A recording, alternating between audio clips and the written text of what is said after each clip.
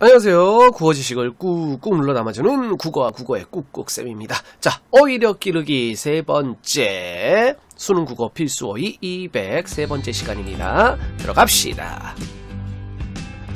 수능 국어 필수 어휘 3탄입니다. 우리가 1탄으로 한자 성어 했고요. 2탄으로 문학 필수 용어 공부했었죠. 자, 오늘 공부할 내용 41번부터 60번. 자, 20개의 어휘를 익혀봅시다.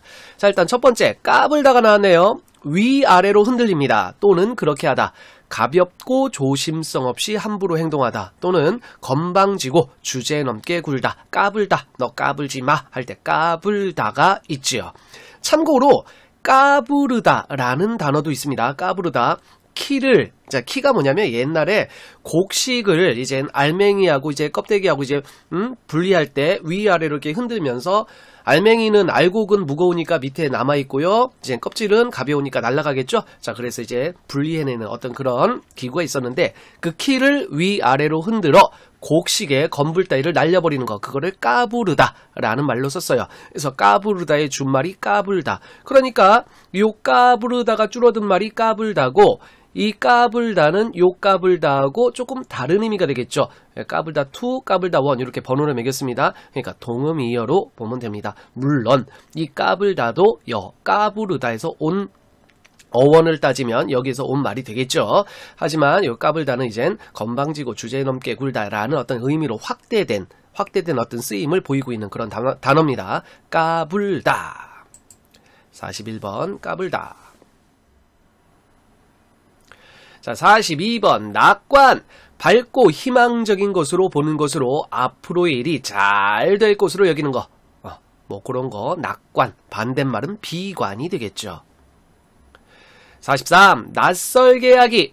일상화되고 반복되어 친숙하거나 참신하지 않은 것을 새로운 느낌을 갖도록 표현하는 것. 자, 문학에서 많이 사용하는 기법입니다. 낯설게 하기 기법. 자, 일부러 좀 새롭게, 좀 참신하게 이제 표현하는 거죠. 뭐 예를 들면 김광균의 추일서정이라는 시에 보면 처음에 시작할 때 어떻게 시작하냐면 낙엽은 폴란드 망명정부의 집회. 굉장히 좀 참신하고 친숙하지 않은 그런 비유죠. 보통 낙엽은 낙엽을 엽서에다 비유한다든가 이런 식의 비유는 흔한 비유인데 폴란드 망명정부의 집회 이런 식으로 비유하면 굉장히 어떤 참신한 느낌 줍니다. 그래서 일상화되고 반복되어 친숙하거나 참신하지 않은 것들, 그런 것들을 새로운 느낌을 갖도록 표현하는 거, 낯설게 하기. 그런 기법을 문학에서 많이 사용합니다. 낯설게 하기. 44. 냉소적. 쌀쌀 맞은 태도. 보통 부정적인 표현으로 많이 사용하는 말이죠. 냉소. 냉자가 차가울 냉자예요. 소자가 웃을소. 그러면 차가운 웃음이잖아요. 쌀쌀 맞은 태도와 관련됩니다. 냉소적.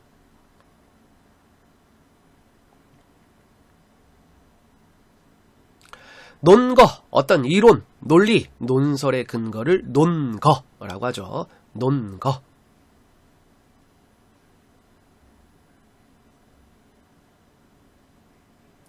논리. 말, 그래서 사고나 추리를 이치에 맞게 이끄는 과정이나 원리. 사물 속의 이치나 사물끼리의 연관 법칙을 논리라고 합니다. 자, 논리적으로 말하다 할 때 논리. 논지, 논하는 말, 글의 취지, 말하고 주장하는 중심 내용을 논지라고 하죠.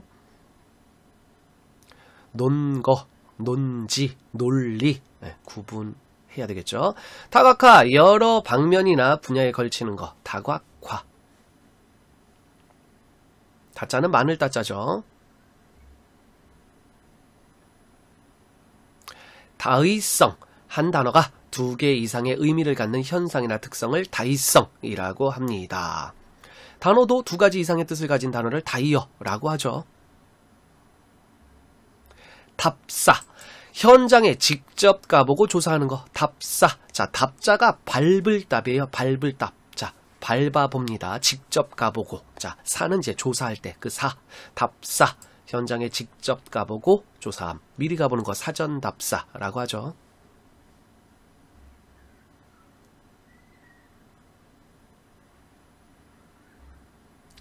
자, 41번부터 50번. 까불다, 낙관, 낯설게 하기, 냉소적, 논거, 논리, 논지, 다각화, 다의성, 답사. 자, 이렇게 10개의 단어입니다.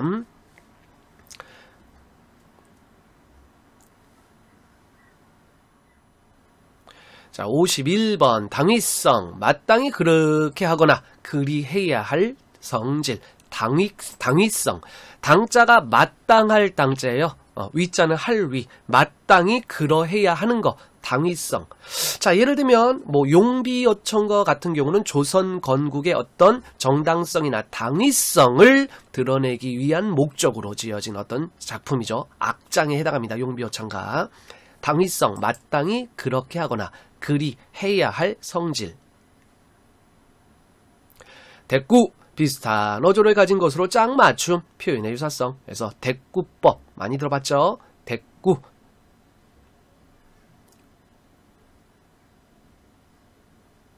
대등, 견주어 어느 쪽으로 치우치지 않고 비슷한 상태. 대등.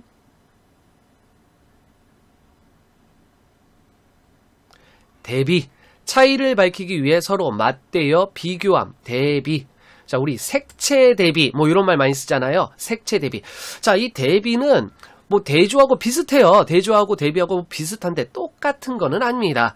자, 보통 대조는 어떤 좀 성격이 강하냐면 조금 반대의 성격이 좀 강하잖아요. 대조는.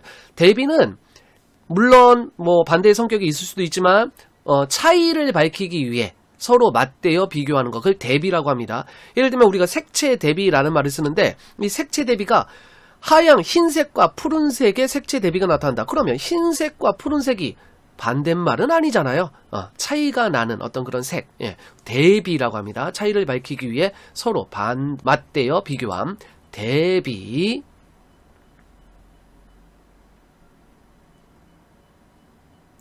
도모, 어떤 일을 이루기 위하여 대책과 방법을 세웁니다. 도모, 일을 도모하다. 도모.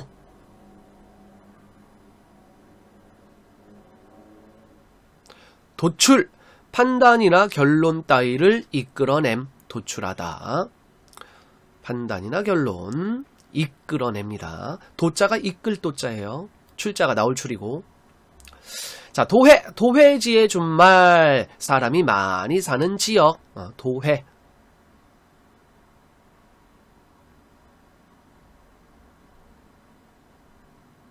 매개, 사이에서 양편의 관계를 맺어주는 역할을 하는 대상이나 인물 또는 사건을 매개라고 합니다.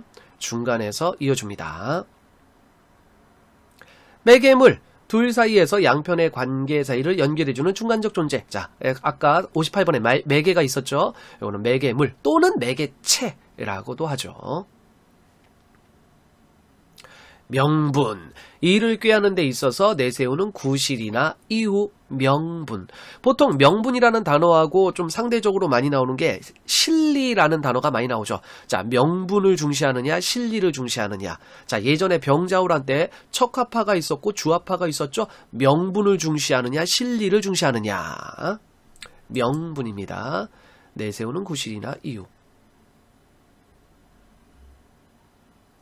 당위성, 마땅히 그러해야 할 성질이라 그랬죠. 대꾸, 대등, 대비, 도모, 도출, 도회, 매개, 매개물, 명분. 자, 우리 한번 또 테스트 한번 해봐야 되겠죠. 자, 까불다, 낙관, 낯설게 하기, 냉소적, 논거, 논리, 논지, 다각화, 다의성, 답사, 당위성, 대꾸, 대등, 대비, 도모, 도출, 도회, 매개, 매개물, 명분. 총 20개의 단어였습니다. 한번 맞춰보세요.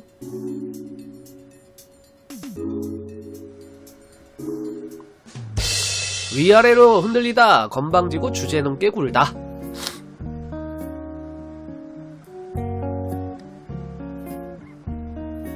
밝고 희망적인 것으로 보는 것으로 앞으로의 일이 잘 될 것으로 여기는 것. 반대는 비관이 있었죠. 일상화되고 반복되어 친숙하거나 참신하지 않은 것을 새로운 느낌을 갖도록 표현하는 것. 쌀쌀 맞은 태도, 보통 부정적 표현으로 많이 사용합니다.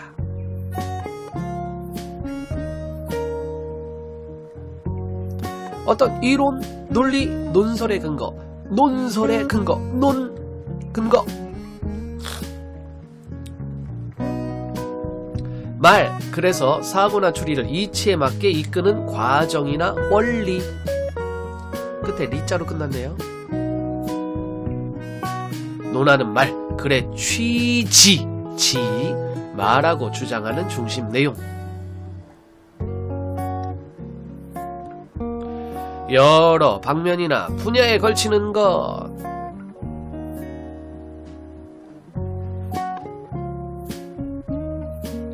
한 단어가 2개 이상의 의미를 갖는 현상이나 특성을 말합니다.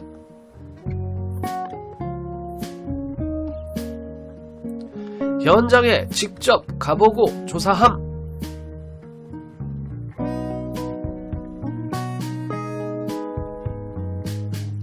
마땅히 그렇게 하거나 그리해야 할 성질.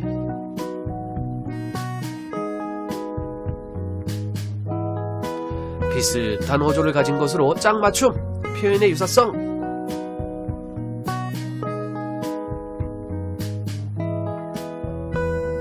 견주어 어느 쪽으로 치우치지 않고 비슷한 상태.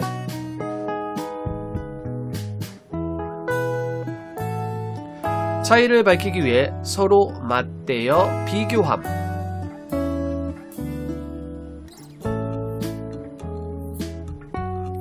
어떤 일을 이루기 위하여 대책과 방법을 세움.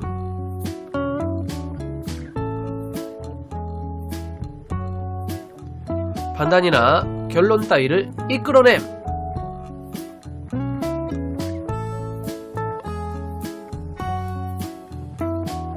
도해지의 준말, 사람이 많이 사는 지역.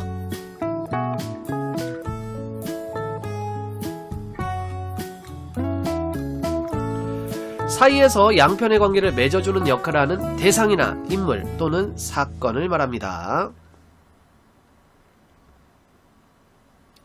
둘 사이에서 양편의 관계 사이를 연결해주는 중간적 존재.